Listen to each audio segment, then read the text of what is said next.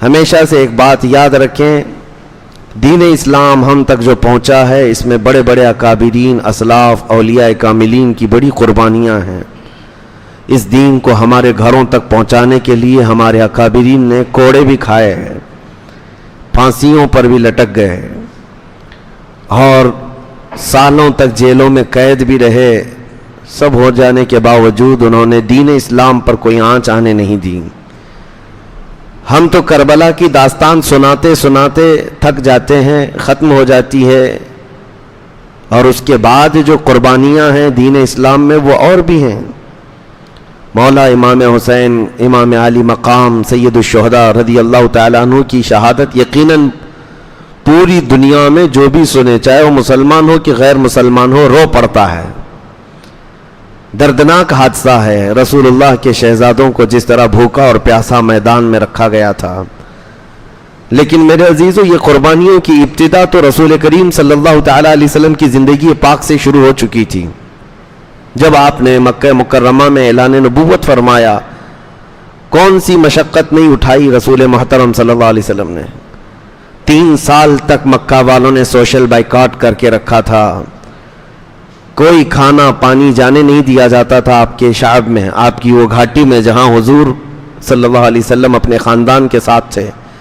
ان 3 سالوں میں پتے کھائے، چمڑے ابال کر کے کھائے۔ یہ قربانیوں کی ابتدا تو زمانے نبوی سے شروع ہو چکی تھی، اور یہ بھی تو قربانی ہے کہ جب آپ حرم میں جائیں تو آپ کی پیٹھ پر اوجھڑی ڈال دی جائے۔ اور عقبہ بن ابی معیط ایک شخص ایسا ہے جس نے رسول اللہ صلی اللہ علیہ وسلم کے گلے میں رومال ڈال کر کے گھمایا تھا اور کھینچا تھا، جس کی وجہ سے حضور کے گلے میں سوجن آ گئی تھی۔ یہ سب قربانیاں ہی تو ہیں۔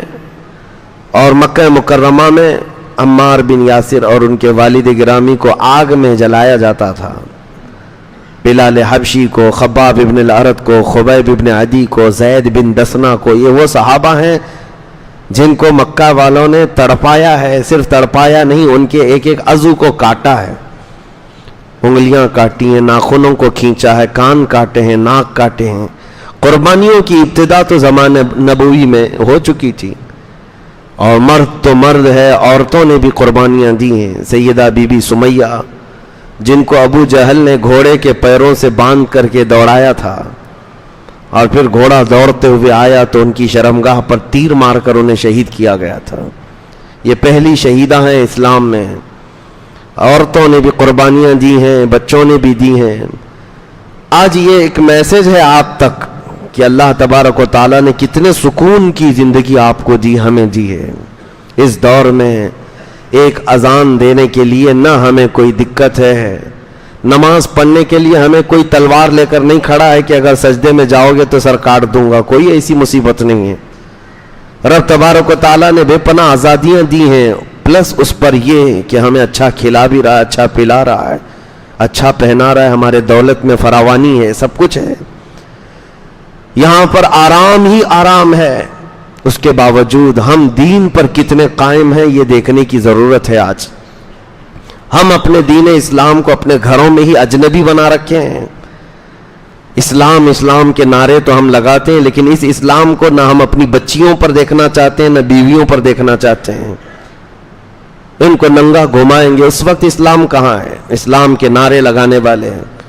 یقیناً اسلام سے تمہاری اگر محبت ہے تو تمہیں اسلام کو اپنے گھر میں بھی دیکھنا ہوگا، اپنے گھر کے اندر بھی۔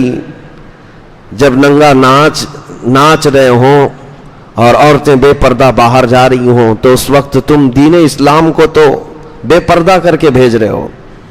اسلام سے محبت کا معنی یہ ہے کہ آپ اپنے اوپر بھی اسلام کو پسند کرو اور اپنے گھر والوں پہ بھی اسلام کو پسند کرو۔ یہ نہیں ہے کہ اسلام کو ہم نے اپنے گھروں میں اجنبی بنا رکھا ہے، دوسرا آئے۔ حیرت کی بات ہے، اسلام تو ہمیں مسجدوں میں تو نظر آ جاتا ہے، جمعہ میں اگر آ گئے سب کے سب سجدہ ریز ہیں، لیکن یہی اسلام شادیوں کے محلوں میں کیوں نہیں نظر آتا؟ جب شادیاں ہوتی ہیں مسلمانوں کی، بڑے امیروں کی، تو وہاں اسلام کیوں نہیں نظر آتا؟ میرے عزیزو، کہیں تو ہم ناانصافی کر رہے ہیں۔ ہم اپنے ہاتھوں اپنے دین کو تباہ کرنے کی کوشش کرتے ہیں، انجانے میں ہی صحیح، لیکن ایک بہت بڑا ایسا عمل ہے جس کا خمیازہ ہماری نسلوں کو بھگتنا پڑے گا۔ آپ کو میں مثال بتا دوں، صدیق اکبر رضی اللہ تعالیٰ عنہ دسترخوان پر بیٹھے ہیں، اسلام کو کیسے گھر میں پسند کرتے تھے، اسلام تو اسلام ہے۔ بیٹے نے ایک مرتبہ اتنا کہا کہ یہ لوکی کی سبزی جو بنی ہوئی ہے یہ مجھے اچھی نہیں لگتی ہے۔ صدیق اکبر رضی اللہ تعالیٰ عنہ نے تلوار نکال لی اور کہا اٹھ جا میرے دسترخوان سے، دسترخوان سے اٹھ جا۔ کہا ابا جان میں نے تو صرف سبزی کے بارے میں کہا اس سبزی کے بارے میں ہرگز نہ کہنا، اس لیے کہ میرے رسول کو پسند تھی، میرے نبی پاک صلی اللہ تعالیٰ علیہ وسلم کی پسندیدہ سبزی ہے، اور اگر تجھ کو یہ نہیں پسند ہے تو میں ایسا بیٹا نہیں برداشت کر سکتا جس کو رسول اللہ کی پسند نہ پسند ہو۔ یہ اسلام اپنے گھروں میں بھی دیکھنا وہ چاہتے تھے، وہ تو سنت مصطفیٰ، حالانکہ سبزی کے متعلق اختیار ہے، آپ کو جو کھانا ہے کھائیں، فرض واجب یا حرام ناجائز تو نہیں ہے، لیکن صدیق اکبر رضی اللہ تعالیٰ عنہ کا ایمان بہت بلند تھا۔ عزیزان گرامی وقار، جب ہم یہ انقلاب اپنے گھروں میں بھی لائیں گے، ان قربانیوں کو دینا پڑے گا، تو انشاءاللہ العزیز وہ دن دور نہیں کہ بہاریں ہمارے گھروں سے نکلیں گی انشاءاللہ۔ میں چند باتیں آپ کے سامنے رکھتا ہوں کہ قربانیوں کی ابتدا زمانہ نبوی سے ہوئی، اور پھر وہ ہجرت بھی حضور صلی اللہ علیہ وسلم کی بڑی قربانی تو ہے، اپنا وطن چھوڑنا اور دوسرے شہر جا کر آباد ہونا، پھر پورے ساتھیوں کا ساتھ چلنا، ایک بہت بڑی قربانی ہے۔ جب شہر مکہ چھوٹ گیا اور اپنے مدینے میں آباد ہوئے تو کیا یہ قربانی نہیں ہے، اپنا وطن اصلی چھوڑنا؟ پھر وہاں جانے کے بعد مسلسل جنگیں اور لوگوں کا مقابلہ، 10 سال تک تقریباً 17 جنگیں، سال بھر کا بھی موقع نہیں ملتا تھا سانس لینے کا۔ یہ بھی تو قربانیاں ہیں، کتنے عظیم صحابہ جنگوں میں شہید ہوئے، ایک ہی جنگ احد میں 70 صحابہ گئے، جن میں رسول کریم صلی اللہ علیہ وسلم کے سگے چچا، ان کے سفیر، ان کے خاص صحابہ شہید ہوتے گئے۔ یہ سب چیزیں دیکھ کر صبر کر لے جانا یہ بہت بڑی قربانی ہے، اور ان قربانیوں کی ابتدا جب حضور کے زمانے سے ہوئی تھی تو خلفائے راشدین کے زمانے میں بھی چلی، اور پھر کربلا کے میدان میں یہ کھل کر کے سامنے دیکھنے کو ملا، دنیا کی ایک ایسی عظیم قربانی جس میں خاندان رسول کا بچہ بچہ اپنی جان لے کر میدان میں اترا، اور کوئی پیچھے بھاگنے کی بات نہ کیا، گردنیں ان کی کٹ گئیں، بلکہ ایک دوسرے کو کٹتے ہوئے دیکھتے بھی رہے صبح سے شام تک۔ کوئی یہ نہیں کہا میرا بھائی اب کٹ گیا، اس کے اوپر گھوڑے دوڑ چکے ہیں، میں تو اپنی جان بچاؤں۔ حتیٰ کہ جو بیمار خیمے میں سو رہے تھے، زین العابدین امام سجاد بیمار تھے، بخار زدہ تھے، اس کے باوجود وہ اپنے بستر سے کھڑے ہو رہے تھے کہ سب جب جا چکے تو مجھے بھی جانے کی اجازت ملے۔ امام حسین نے ان کو تک دیکھا تو آپ رو پڑے اور کہا میری نسل تجھ سے چلنی ہے، اور تم آرام کرو، میرے بعد خاندان نبوت کی ان عورتوں کو کون لے جائے گا، کون ان کا سہارا ہوگا؟ امام زین العابدین اس بات پر روتے رہے زندگی بھر کہ مجھے میدان میں اترنے نہیں دیا گیا ہے۔ تو کیسا جذبہ تھا ان کا، قربانیاں تو ان کی ماں نے ان کی گٹھی میں پلایا تھا، ان کو بچپن سے یہ جذبہ دیا گیا تھا، اسی لیے وہ میدان میں ڈٹے رہے، جمے رہے۔ عزیزان گرامی وقار، میں آپ کو ایک بات بتا دوں کہ اللہ تبارک و تعالی، اس کا ایک قانون ہے، اس کا ایک دستور ہے، وہ اپنے بندوں سے امتحان لیتا ہے اور اس کے بعد ظالموں کو ان کے انجام تک پہنچاتا بھی ہے۔ بعض لوگ یہ سوچتے ہیں کہ ہم ابھی اترے اور اللہ کی مدد آ جائے، اور اللہ تعالیٰ ایسی مدد کرے کہ سب کافر دشمن اسلام جتنے ان کے دانت کھٹے ہو جائیں، یہ سرنگو ہو جائیں، یہ خائب و خاسر ہو جائیں، ذلیل ہو جائیں۔ یہ ٹھیک ہے، تمنا ہے، لیکن تمہیں تاریخ یہ دیکھنی پڑے گی، رسول کریم صلی اللہ تعالیٰ علیہ وسلم کے زمانے سے اگر حضور دعا کر دیتے مدینے میں بیٹھ کر، تو کیا وہ مکہ کے 1000 کافر جو بدر میں آ رہے تھے زمین میں نہیں دھس جاتے؟ کیا ان کے لیے آسمان سے عذاب نہیں آ جاتا جو انہیں گرفتار کر لیتا؟ حضور مدینے میں بیٹھ کر دعا نہیں کر رہے تھے، بلکہ 313 نہتے صحابہ کو لے کر بدر کے میدان میں اترے، اور وہ بھی روزے کے عالم میں ہیں، رمضان کا مہینہ ہے، پیدل چل کر کے گئے، 4 گھوڑے ہیں 313 کے پاس، تلواریں سب کے پاس نہیں، یہ ایک عظیم امتحان کے لیے اتارا گیا. اور جب سب صحابہ نے یہ اپنا حوصلہ اور اپنی استقامت دکھا دی، تب رات کے وقت رسول کریم صلی اللہ علیہ وسلم نے یوں دعا کی کہ اے اللہ اس جماعت کو اگر تو نے فتح نہیں دی تو قیامت تک اس زمین پر سجدہ کرنے والا کوئی نہیں آئے گا. اب یہ محبوب کی دعا تھی، مناجات تھی اپنے رب کی بارگاہ میں. پھر اللہ تعالیٰ نے روشن فتح عطا فرمائی. یہ نہیں ہے کہ ہم اپنی مسجدوں میں بیٹھ کر کے تسبیح پڑھیں اور دعائیں کرتے رہیں، ہمیں عملی میدان میں اترنا چاہیے. اب عملی میدان میں اترنے کا مطلب کیا ہے؟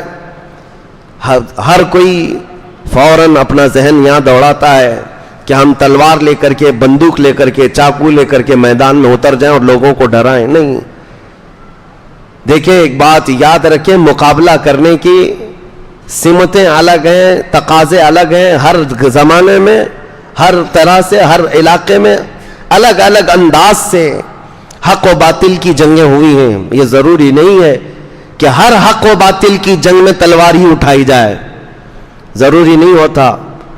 ہر حق و باطل کی جنگ میں چاقو، چھری اور بندوق ہی اٹھایا جائے، نہیں، وہ آخری دور ہوتا ہے.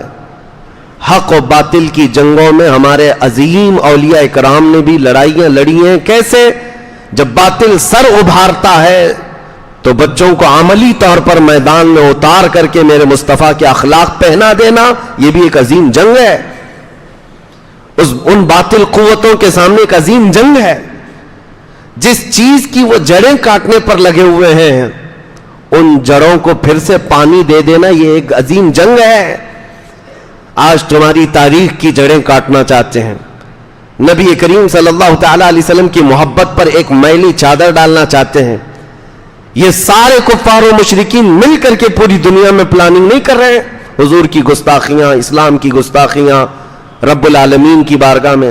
آپ کبھی محسوس کرتے ہیں ایکس مسلم نام سے تو بہت سارے لوگوں کو لا کر کے ہاٹ سیٹ پر بٹھایا جاتا ہے. ایکس ہندو دیکھا، ایکس کرسچن دیکھا کہ جو کرسچینٹی چھوڑ کر کے آیا ہو یا ہندوازم کو چھوڑ کر کے آیا ہو، اس کو بھی لا کر ہاٹ سیٹ پر بٹھا کر اس سے ڈیبیٹ کیا جاتا؟ نہیں، ایکس مسلم. یہ باضابطہ پری پلانڈ ہوتے ہیں، یہ پورے پیدا کیے ہوئے کتے ہوتے ہیں جن کو پال کر کے لایا جاتا ہے. میں صرف آپ کو ایک مثال دے رہا ہوں. پوری دنیا جب نشانے پر رکھ چکی ہے تاریخ اسلام کو، قرآن کو، رسول کریم صلی اللہ علیہ وسلم کی ذات کو، ان حالات میں اب تم خود حالت جنگ میں ہو.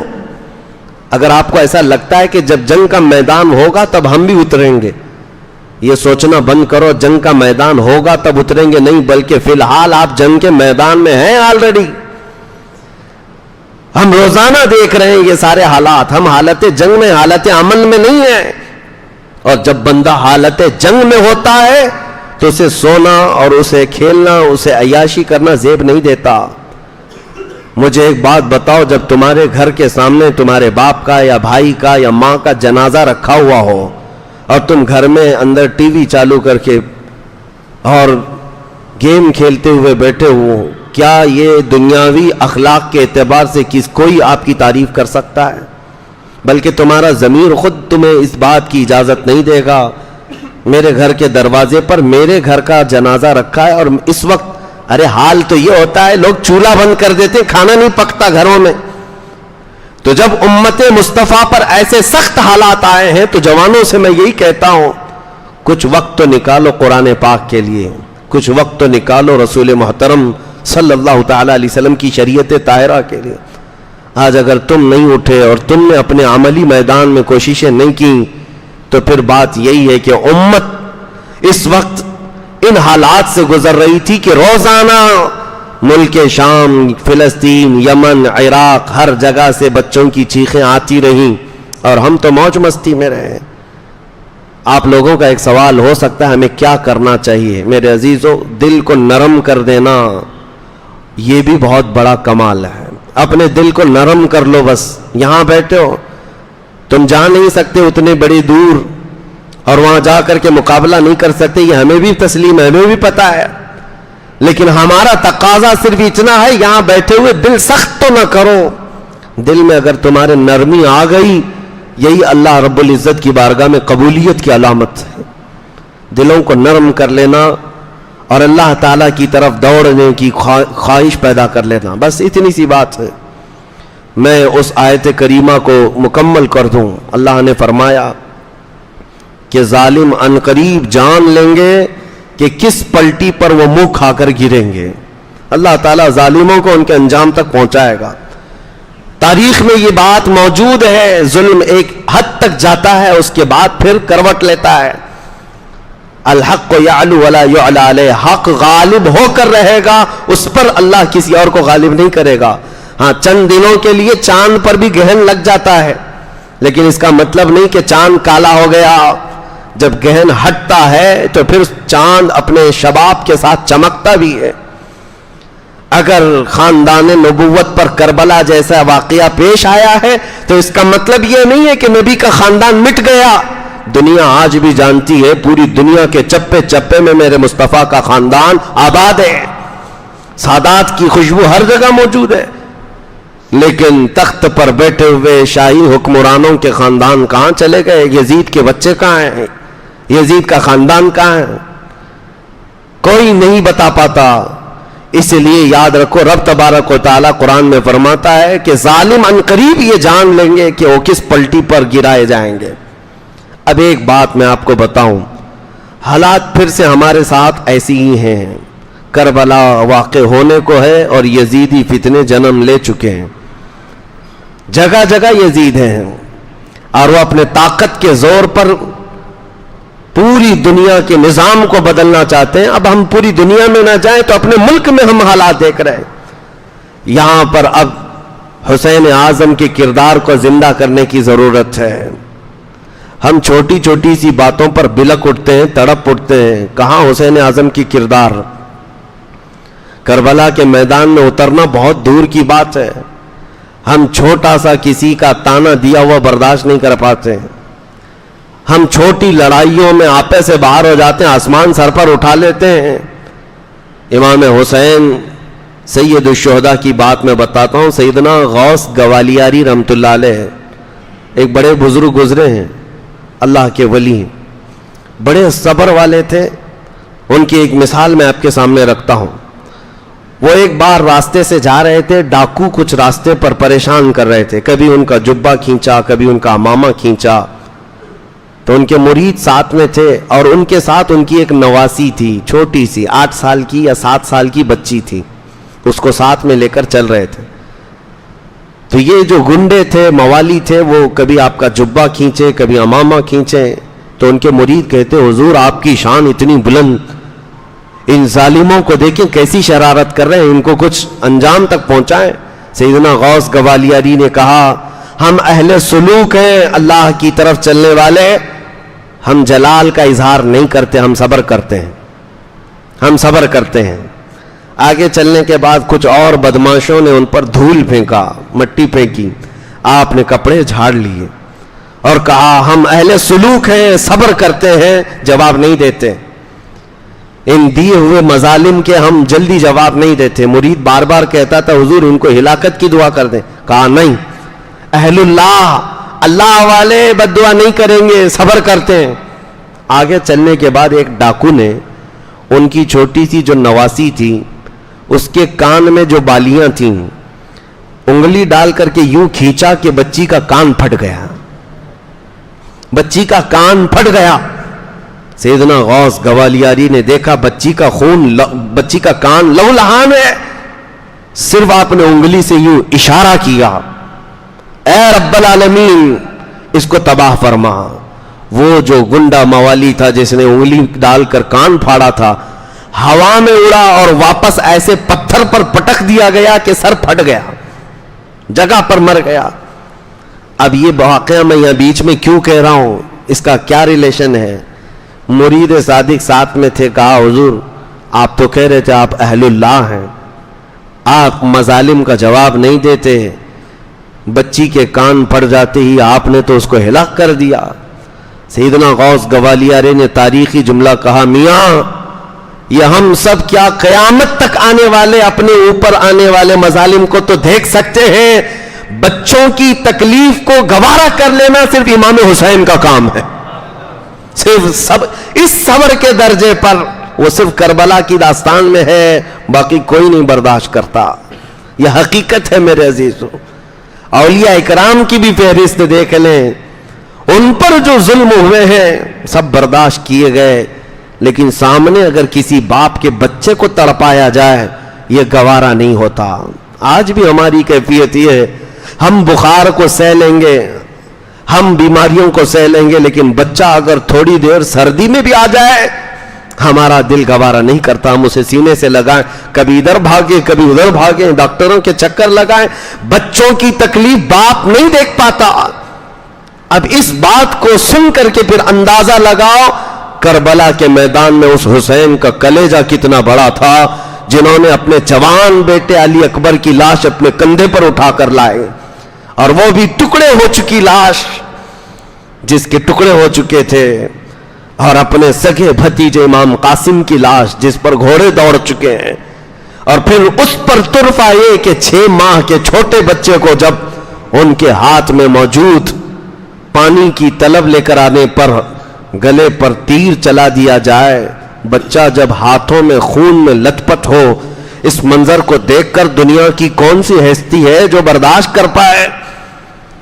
اپنے سگے بھائی کو کٹتے ہوئے ہاتھ دیکھا، عباس علمبردار کو، اور اس کے بعد ان کے سینے پر نیزہ مار کر جب یزیدیوں نے شہید کیا، تب تک میں نے دیکھا ہے تاریخ میں امام حسین نے صرف اتنی بات کہی، جن کی عمر 60 سال کے قریب ہو چکی ہے.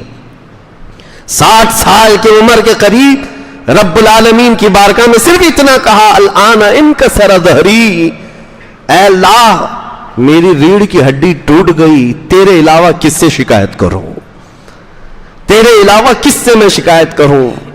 عزیزان گرامی وقار، اس پورے میدان کربلا میں ایک اہم میسج یہی ہے کہ ہم اپنی چھوٹی چیزوں کو جب برداشت نہیں کر پاتے تو بڑی چیزوں کا مقابلہ کیا کر سکیں گے. برداشت کی طاقت بھی بڑھانا بہت ضروری ہے. اولیاء اکرام کی سیرت میں اگر دیکھیں گے آپ، تصوف میں ایک باب ہے، وہ خلافت اس وقت تک دیتے نہیں تھے جب تک مرید کو پیاس برداشت کرنے کی طاقت نہ آ جائے، بھوک برداشت کرنے کی طاقت نہ آ جائے، اور لوگوں کے مظالم سہنے کی طاقت نہ آ جائے. تب تک ماررہ متحرہ میں تو باضابطہ اس پر تربیت دی جاتی تھی. خاص طور پر مچھلی کھلا کر رات میں یوں ہی دروازہ بند کر کے سلا دیا جاتا، صبح تک وہ بندہ تڑپتا رہتا، پانی نہیں دیتے. اور اگر کوئی بہت زیادہ اتاولا ہو جاتا کہ پانی نہیں تو اس کو بھیج دیا جاتا، جا تو یہاں کی خلافت لینے کا اہل نہیں ہے. برداشت کی طاقت پیدا کرنا مسلمان کے لیے بہت ضروری ہے. اور یہی کربلا کے میدان میں ہمیں ایک بہت بڑا عظیم پیغام ملا ہے. مرد تو مرد ہے. ایک دانشور نے بہت اچھی بات لکھی ہے، کربلا میں موتیں تو ہوئیں، حسین اعظم کی موت، شہادت، علی اکبر کی شہادت، امام قاسم کی شہادت، سب کی ایک بار ہوئی، لیکن اس میدان میں سب سے بڑا جگر رکھنے والی کوئی شخصیت ہے تو سیدہ زینب ہے، جو پورے میدان کو دیکھتی بھی رہی. ان کے بچے بھی سامنے شہید ہوئے، بھائی شہید ہوا ہے، بھتیجے بھانجے سب شہید ہوئے. اور اس کے بعد جو حالات ہوتے ہیں، سب کی موت کے بعد جب ان کو بندی بنا کر، قیدی بنا کر دمشق تک لے جایا جا رہا، زنجیر باندھ کر کے، رسول اللہ کی وہ شہزادی نے کتنا سہا ہوگا. یزید کے دربار میں پہنچنے کے بعد انہوں نے اپنے اندر جتنا تھا سب نکال دیا. آج 1400 سال ہو گئے سیدہ زینب کا دیا ہوا خطبہ جو دمشق کی جامع مسجد میں یا یزید کے دربار میں آج تک حرف بحرف سلامت ہے. لوگ آج اس کو پڑھتے ہیں تو رو پڑتے ہیں. سیدہ زینب نے جو خطبہ دیا تھا، ایک ہی جملہ اگر میں بتاؤں میرے عزیزو، سیدہ زینب نے کہا تھا، دنیا کی ہر ماں اپنے بیٹے پر روتی ہے اگر بیٹا انتقال ہو جائے، ہر بہن اپنے بھائی کی موت پر روتی ہے، ہر پھوپھی اپنے بھتیجے کی موت پر روتی ہے، لیکن زینب کے لیے یہ تلاش کرنا ہی مشکل ہے وہ روئے تو کس پر روئے، بھائی پر کہ بیٹے پر کہ بھتیجے پر کہ بھانجے پر، سب کی لاشیں ایک ساتھ ہیں. عزیزان گرامی وقار، کربلا کے اس میدان میں ایک بہت عظیم پیغامات دنیا کو ملے ہیں. آپ سن ہی رہے ہیں اور ہر سال سنتے رہتے ہیں. اس کا خلاصہ صرف اتنا ہی ہے کہ اپنے دلوں کو جوان رکھو، بیدار رکھو، سہنے کی طاقت بھی، اور اس کے علاوہ ایک بات اور کہ ظلم زیادہ دیر تک نہیں چل سکتا، اللہ تعالیٰ کی مدد آ ہی جاتی ہے۔ آپ کو یہ نہیں کہا گیا کہ ظلم سہتے ہوئے تم خاموش رہ جاؤ، نہیں، مار برداشت کی جا سکتی ہے، پھانسی برداشت کی جا سکتی ہے، لیکن زبانی خاموش نہیں رہا جا سکتا، حق بات موت تک کہی جانی چاہیے۔ یہ پیغام ہے، اس کا کوئی الٹا میسج یہ نہ لے لے۔ سہنے کی طاقت کا مطلب یہ نہیں ہے کہ خاموشی سے سہتا رہے، بلکہ اس پر تو ظالموں کو خوشی ہے کہ ہم نے مارا، دیکھو چپ ہو گیا۔ نہیں، سہنے کی طاقت کا مطلب یہ ہے کہ تم ظلم تو سہ لو، شکایت اس سے نہیں، بلکہ جس بات پر تمہیں ظلم دیا جا رہا ہے وہ اسلام کی حقانیت پر 1000 کوڑے لگ جائیں، لیکن تمہیں اس بات پر قائم رہنا ضروری ہے۔